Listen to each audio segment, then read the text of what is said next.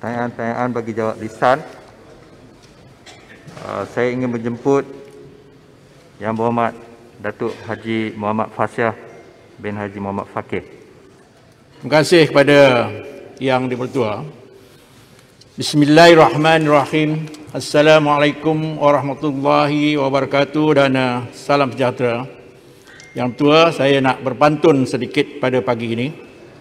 Sahabat Bernam membuka persidangan. Soalan nombor 1 jadi pilihan. Isu ekonomi kini diketengahkan. Mohon diberi jawapan. Sekian, terima kasih. Silakan Yang Berhormat. Bismillahirrahmanirrahim. Assalamualaikum warahmatullahi wabarakatuh. Tuan Yang di-Pertua, sidang Parlimen Medan Berbicara, tempat indah lagi mulia, agar kita sihat sejahtera, semoga semua seia sekata. Tuan Yang di-Pertua, pandemik COVID-19 telah memberi impak yang besar kepada individu, isi rumah dan syarikat perniagaan serta hampir semua sektor ekonomi. Skala dan kesannya jauh melebihi jangkaan dan negara-negara di seluruh dunia telah menghadapi pengucupan ekonomi yang ketara. Menurut IMF, pertumbuhan ekonomi dunia dijangka mengucup sebanyak 4.4% tahun ini, iaitu pengucupan yang paling teruk sejak Perang Dunia yang Kedua. Malaysia juga tidak terkecuali.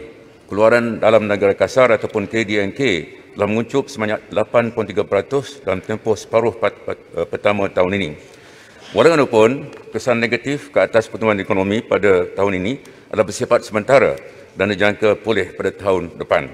Beberapa petunjuk ekonomi bulan Ogos dan September telah menunjukkan prestasi ekonomi adalah lebih baik berbanding dengan prestasi separuh pertama tahun 2020. Yang pertama, ekspor Malaysia pada September meningkat sebanyak 13.6%. Yang kedua, nilai jualan perdagangan borong dan runcit naik sebanyak 2.5%. Yang ketiga, jualan kereta penumpang bulan September naik 8%. Yang keempat, pasaran buruh kekal mencatatkan kadar pengangguran 4.7% Julai dan September. Tuan Yang di-Pertua, mengambil kira kedudukan ekonomi terkini, pertumbuhan ekonomi pada tahun ini diangkat menguncup di antara 5.5% hingga 3.5% pada tahun ini dan dijangka berkembang tahun depan dalam lingkungan 5.5 hingga 8%. Dengan peningkatan semula kes COVID-19 dalam gelombang ketiga, dalam tempoh sebulan lalu, PKP terpaksa dilaksanakan di Selangor, Sabah, Wilayah Persekutuan Kuala Lumpur dan Putrajaya. Ini mungkin menjejas sedikit prestasi ekonomi pada bulan Oktober dan November. Tuan Yang di-Pertua, kerajaan telah merubuhkan Majlis Tindakan Ekonomi bagi menangani isu-isu dan cabaran semasa ekonomi.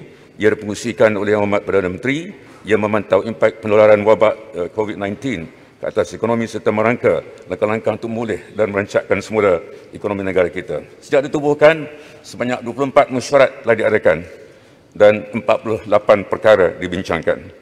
Antaranya termasuk langkah memulih sektor ekonomi yang terjejas seperti pelancongan, pembinaan, peruncitan dan perusahaan kecil sederhana, langkah meningkatkan kesejahteraan rakyat, mengurangkan kadar pengangguran dan lain-lain. Tuan Yang di-Pertua, seperti sedia maklum, kerajaan telah mengumumkan beberapa pakej rancangan. Yang pertama, bulan Mac, pakej rancangan ekonomi. Yang kedua, bulan April, pakej rancangan ekonomi prihatin. Yang tiga, pakej penjana pada bulan Jun. Yang keempat, kita prihatin September 2020. Pakej rancangan ekonomi tersebut berjumlah sebanyak RM305 bilion atau kira-kira 20% daripada KNK dan antara pakej terbesar di kalangan negara-negara membangun.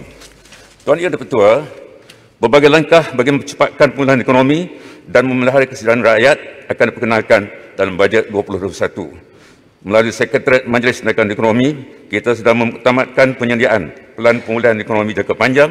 Rancangan Malaysia ke-12 akan dibentangkan pada awal tahun depan. Kerajaan di bawah pimpinan Yang Berhormat Perdana Menteri telah melakukan yang terbaik untuk melindungi nyawa rakyat dan menjamin kelangsungan hidup dengan izin life and livelihood. InsyaAllah, dengan langkah-langkah yang telah diambil dan bakal diambil melalui belanjawan RM12 dan dasar-dasar yang berkaitan, ekonomi negara kita akan dapat dipulihkan. Tahun depan, ekonomi kita akan pulih, ekonomi kita akan berdaya saing dan mampan bagi memastikan kebajikan kesejahteraan rakyat akan terbela.